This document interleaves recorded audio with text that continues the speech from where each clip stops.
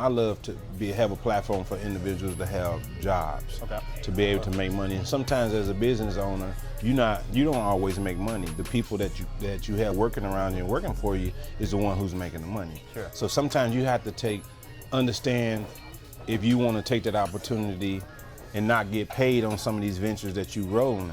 And if you understand that concept, then you're gonna be a great entrepreneur, and that's how you develop, and that's the reason why you have so many streams of income.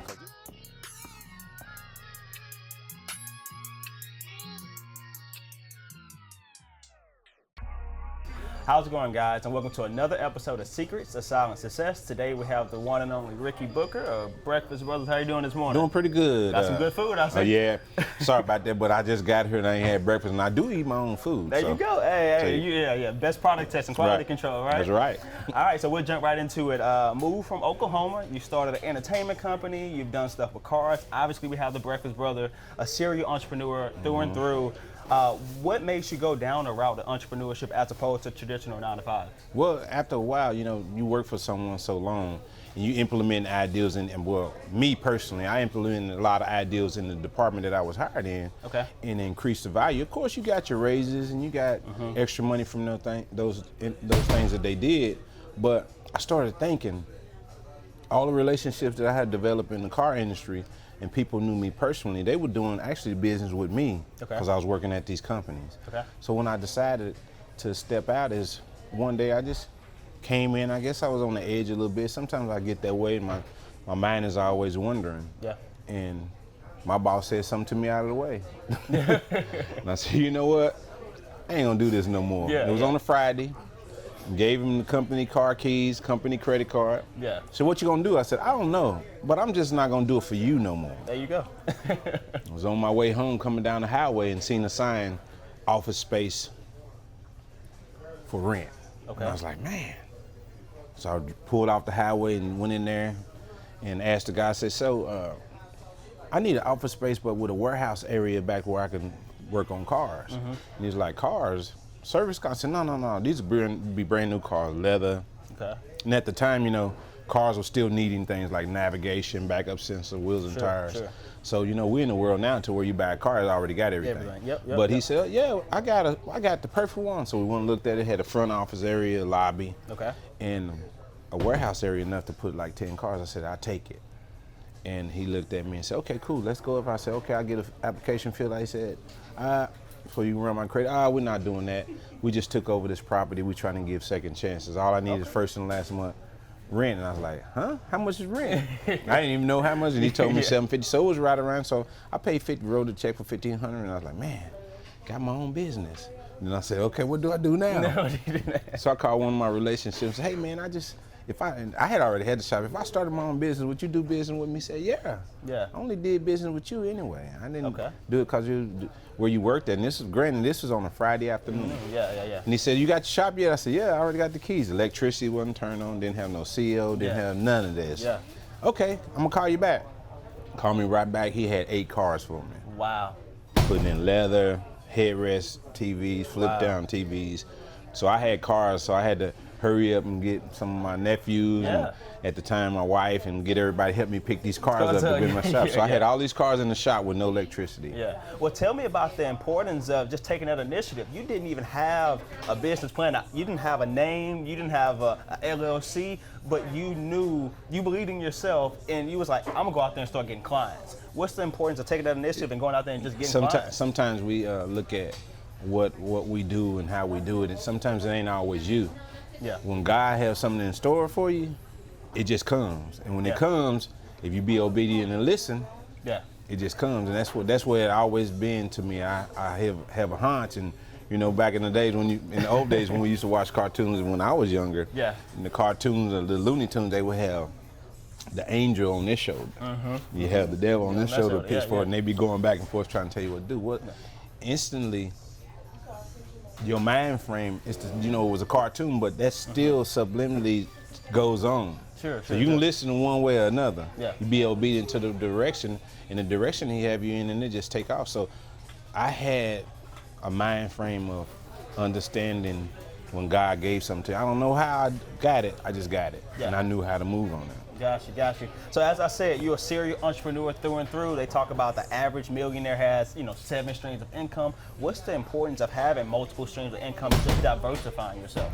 My thing is what I love doing. I love to have a platform for individuals to have jobs, to be able to make money. And sometimes as a business owner, you don't always make money. The people that you have working around you and working for you is the one who's making the money. Sure. So sometimes you have to understand if you want to take that opportunity and not get paid on some of these ventures that you rolling in. And if you understand that concept, then you're gonna be a great entrepreneur, and that's how you develop, and that's the reason why you have so many streams of income. Because this business may just be paying the people that's helping build a foundation. Yeah. This business may be losing money, but you still want to keep it around. And this business is where the money is being made. Sure. So by the time all of those things, the pipeline connects, you got 7 businesses making money. All you got to do is sit back and have the right management team and people in place and look at the reports. Yeah, there you go. That's the real be your own boss. Now, obviously, we're here at the Breakfast Brothers. I read about kind of how it came about with the friendly wager with your business partner, Jonathan. Tell me a little bit about the story, about the food truck, to how we got here with the Breakfast Brothers. Yeah, we had the entertainment club, and we didn't have a kitchen in it. Okay. So we wanted to have a restaurant, and at the time it was 3 of us, and we wanted to have food for the patrons that was coming close. Because at the nightclub you want food. Yeah. So he found a trailer. Okay. We called one of the cooks nicknamed the Little Black Shack, because it was a little black shack. Yeah. And he created a small menu and hired some cooks and put them in there, and they started cooking. Yeah. And so me, once again, I'm going back to the numbers in the reports. So I started looking at the reports for like 3 or 4 months, and I'm looking at, okay, if we're gonna have food just to make sure that the patrons are eating, I don't want to lose money doing it. Yeah, you want to make some money. So I'm looking where I'm losing money. Yeah. Then I come to find out, I went down there and said, man, fix me some wings. So I ate them. Terrible. Wow. So at the end of the day, we was paying people to just sit there and cook the food, and the food was nasty. Yeah. So I get going out and said, man, we gonna keep losing money doing this? Food tastes nasty. Well, if you can do better, why don't you do it? Yeah. And I said, I will. Walked out the office, went in the back to the trailer, said, you, and you, get out. Wow. I didn't say get out. I said, I use a different terminology, get out. Yeah, Locked it up. And I went back in the office, and they went there laughing. And I was like, what's so funny? Well, we wanted to make you mad because I know you would do it. Because I always cooked, but I always cooked at home. Okay. I didn't want to do it for a living. And I changed the menu around, hired some cooks, put them in that little black trailer. Okay. People lined up to 5 o'clock in the morning getting that food. Yeah. Tell me about the importance of betting on yourself. Because again, you talked about getting the warehouse and the office building for the cars, betting on yourself there. You just told your business partner, well, if you can do it better, you do it. Okay, I can do it better. I'm betting on myself to go and take the recipes that I was doing at home, and people are going to enjoy it. What's the importance of betting on yourself? And where does that confidence come from? The confidence comes from when you know that you have something that people love. If you've been at home cooking for your family for years, and growing up, and even doing events, you have family members calling you, and you have a signature item that you want to cook. Yeah. And they ask you to cook it for a potluck. So I've been doing that all my life. I've been cooking all my life. So even with cars, when I had cars growing up, I bought my own car and I worked for it. I knew the guy to go put the nice stereo in it. Yeah. I knew that sound. I knew what wheels I wanted to put on it. So everything that I always got into, if I didn't do it myself, I didn't want to have nothing to do with it. Not that I was a control freak. A lot of people don't understand and see your vision. Sure. You can teach the vision, and you always find one or two people that learn your vision, and they the one, when you get a franchise, end up owning one because they'd seen the vision, they knew how to capitalize off of it. Yep. See, that's how I was. I could get in a company and understand what their company's visions was and make it better than what their thought process was. And that's the reason why I was either the GM, the manager, and I started out as a low guy on the totem pole. I did things. Yeah. So, I just have a way, and I know I'm jumping to the point of, like, somebody told me, okay, you gonna work for us at this cleaning service. All you need to do is empty the trash can. Most people's mindset is, okay, I'm just gonna empty the trash can, pull the trash bag out, put a new one in, and leave it. Yeah. That's all they pay me for. No, not me. Pull the trash bag, take all the trash cans in the back, put bleach and clean it, disinfect it, and clean it out, power wash it, dry it out, and put a new bag in. Yeah. Going beyond the call of duty. Right, and see, when they seen that, I always have the terminology, it's just like being, and no disrespect, being the grave digger. You want to be the person that dig the graves, or you want to be the person that manufactured the shovels? Yeah. I want to be the one that manufactured the shovels. Sure. So at the end of the day, I might start as a grave digger, but I'm gonna come up a way to where I'm gonna start manufacturing my own shovel to speed up the time frame. And somebody gonna see that, and now next thing you know, I'm gonna be making my own shovel. They might have other lines of shovel, but I'm gonna have my own shovel. Sure. Because I figured out a faster way to dig it. Yeah, but what does that mindset come from? Because like you said, a lot of individuals will do just what's needed of them, right? They won't go above and beyond, but you're going above and beyond, even when you were working for someone, and especially as your own owner and operator. What does that mindset come from to go above and beyond? It happens to where if I feel like, you know, they always have tiers. If you feel like it's a way to make more money and extra money, sure. My mindset comes to that point. I figure out how to develop to get my own raise without having to ask for a raise. When you get to the point, you know, nowadays they had a terminology chasing the bag. Yeah. I don't necessarily chase the bag.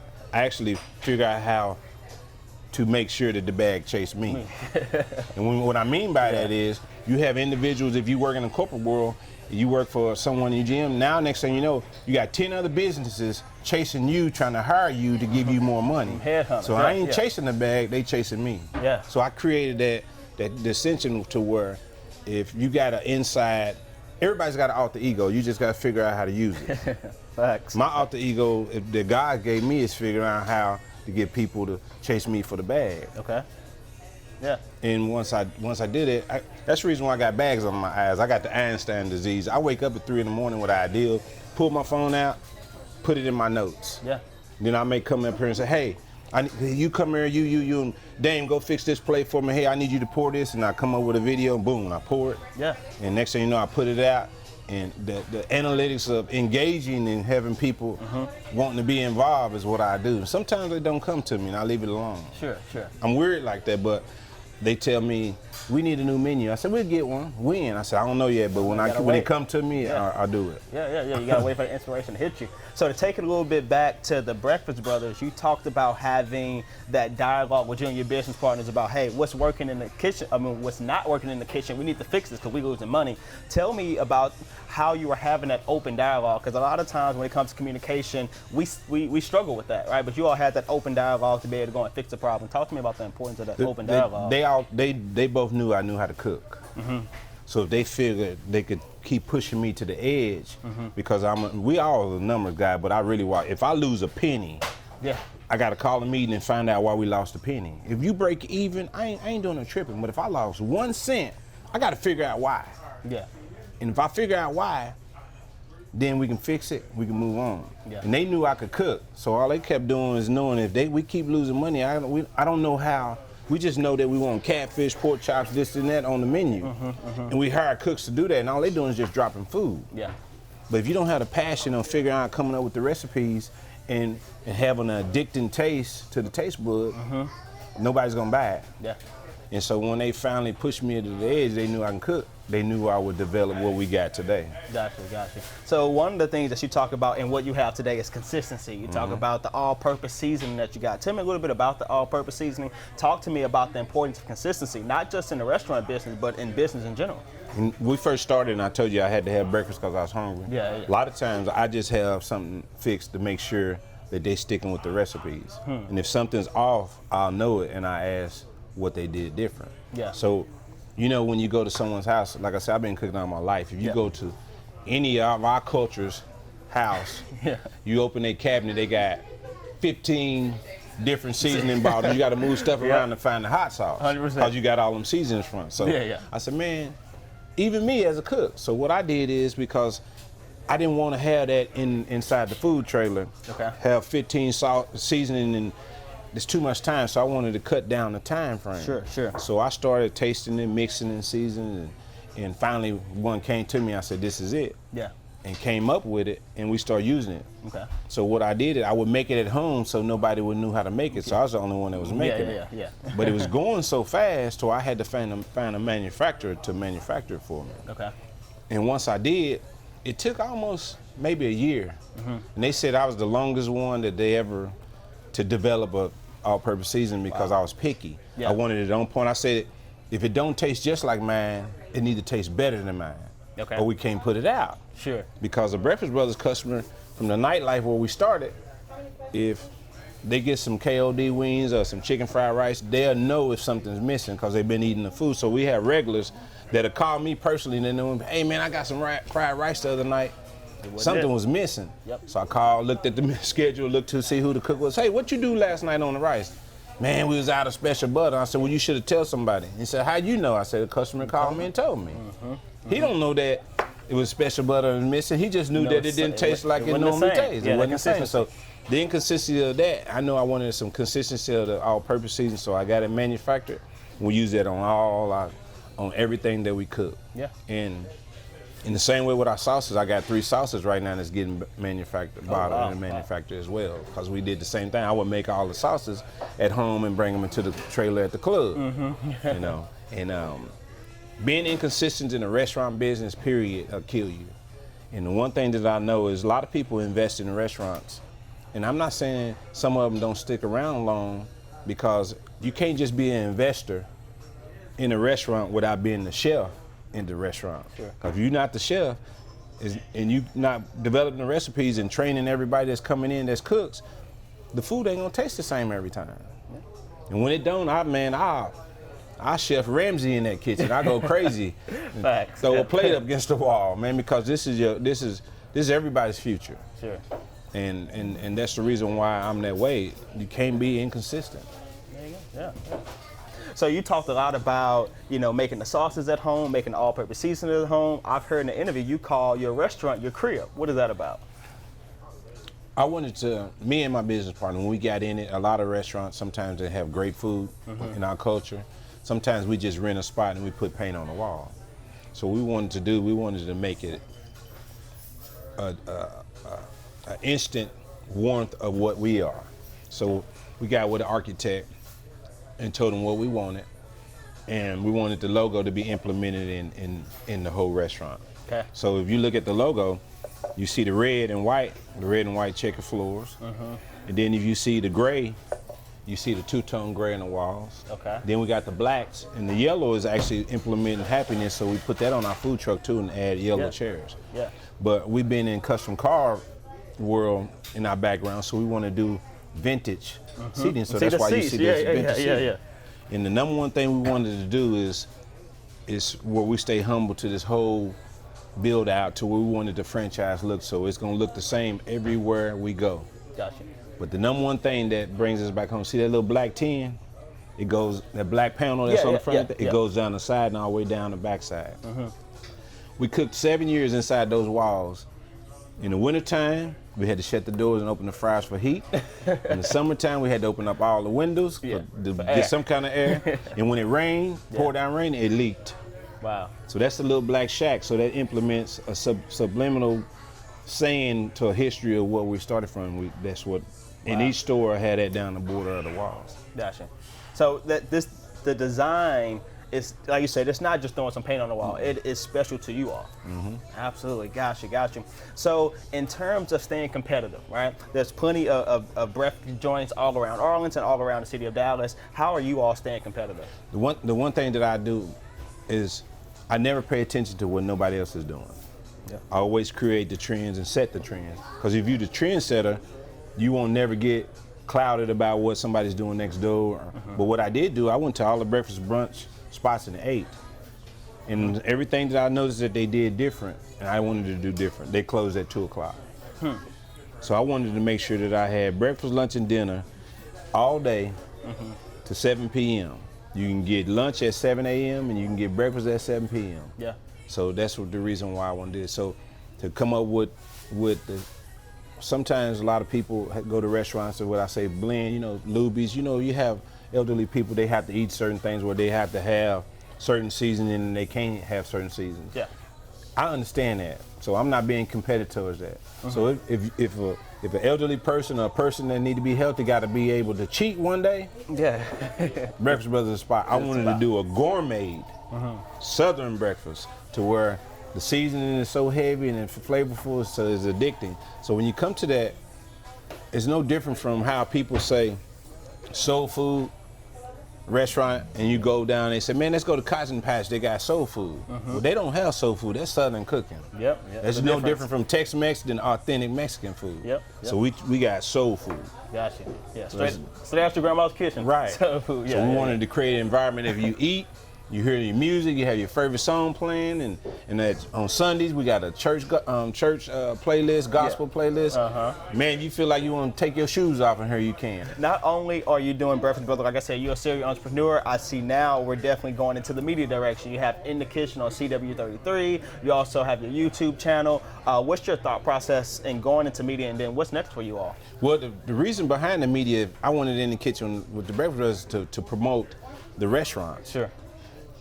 But it turned into something for me to where I wanted to start, because I came from the entertainment background. A lot of times, an artist didn't know how to get his song out, or an individual that was trying really hard with their career didn't know a platform to do these things. So when I started doing it, I was on my production team like, we got to promote Breakfast Brothers, this, and so on. And then something just came to me and said, Breakfast Brothers is going to happen. You need to promote the people that you bringing on. And if once you get to the point they're serious about their career, then they'll sponsor and promote themselves too. Yeah. But if I get a platform for somebody to talk about their business, even if it's rubber bands, this could be a chance that somebody may buy their rubber bands instead of going to Walmart and getting them. Absolutely, 100%. So that's what my whole creative mode is, where people know that Dallas-Fort Worth have some of the top producers here. They have a primary care doctor here that's black. They have a dental practice here, female women that both are black. Yeah. They have physical therapists that are insurance, they take our insurance and they're black. Sure. So, you know, those, and then I started looking at that and I was like, man, so I need the TV show to talk about that, and they eat Breakfast Brothers. Yeah. And I bring in different people on, musical people. It's just like I met one girl I had from Tyler, her name was Jones Monroe. Okay. Man, she's amazing, can sing. She used to sing opera. Oh, wow. So I wanted her to do a hit of opera. Like, black girl do no damn opera. Yeah.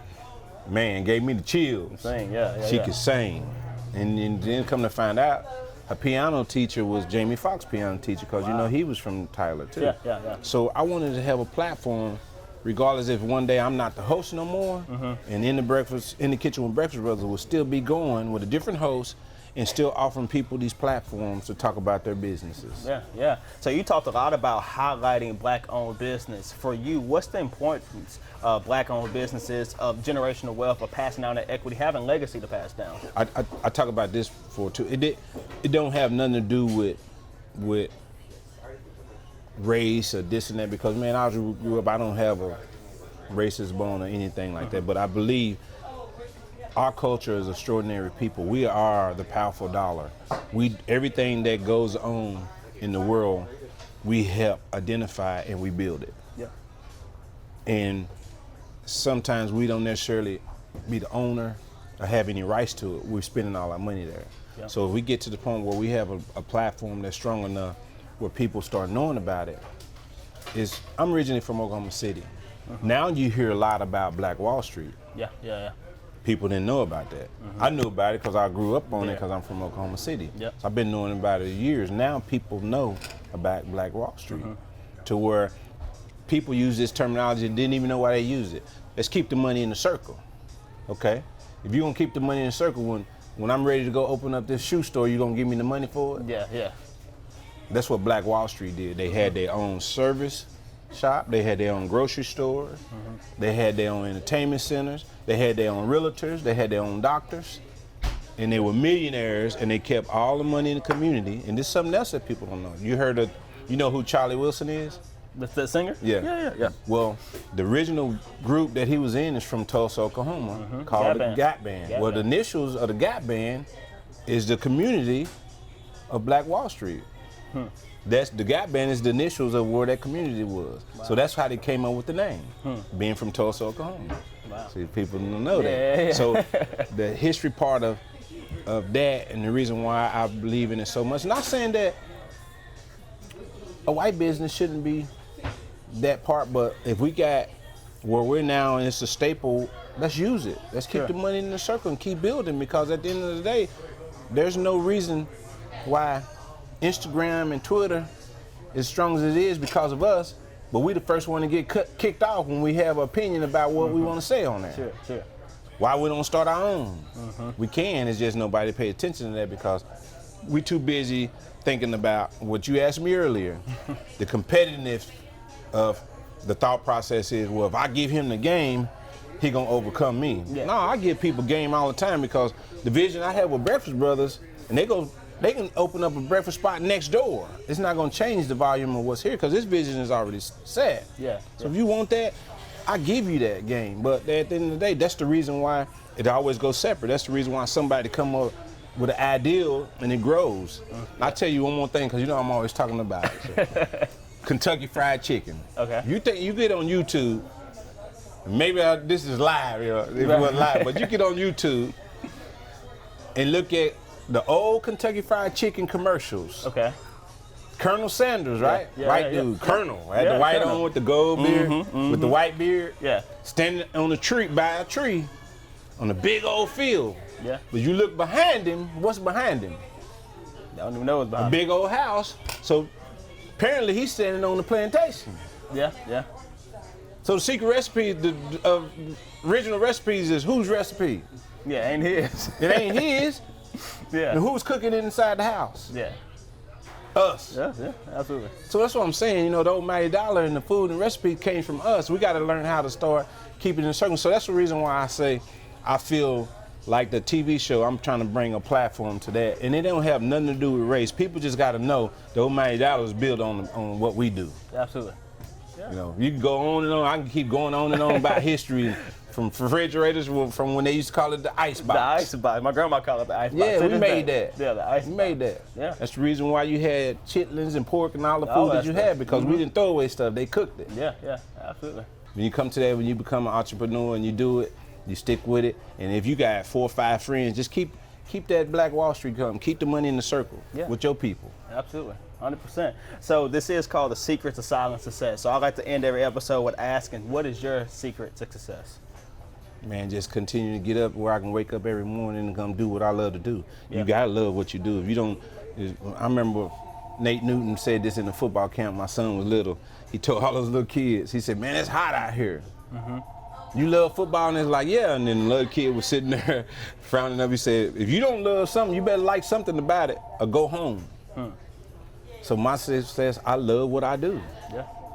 And then sometimes I'm over passionate and people that work around me be like, man, Rickey is on one today. Well, I get on one day when I feel like somebody's slacking. Yeah. If I feel like somebody's slacking and I feel like that they have the potential to be what they are, I'll push you. Yeah. Push you. And sometimes I might push you with a couple of cuss words. But then when I quit saying something to you, I don't give a damn no more.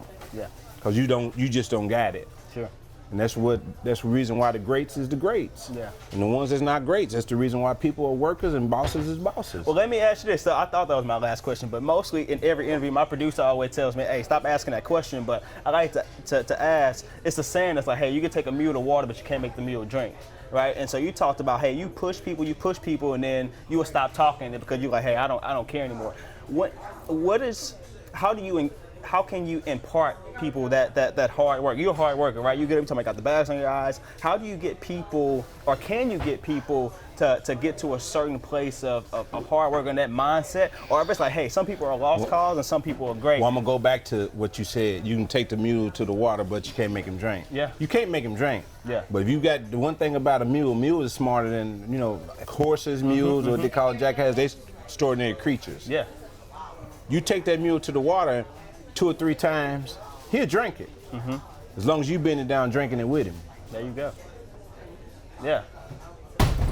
So lead by example. Right. Yeah. So that's a big play of having anybody. It's just what it is. If I come in here barking out rules and kicking over trash cans and man, I done got in there when they was super busy and the dishes was piled up because the dishwasher didn't come to work today. And I put on the apron and start washing dishes and get it caught up to keep the cook line going. Yeah. Then if a cook didn't come in and work, or they had to fire somebody, I get in there and cook for 12 hours. And after people seeing that, you can walk them to that water and they'll drink with you. There you go. And then after a while, then it's on autopilot. You don't even have to do nothing no more. You come in, sit down, do interviews. Yeah. We'll leave it right there. I appreciate you, man. This was great. Till next time, man. I appreciate you.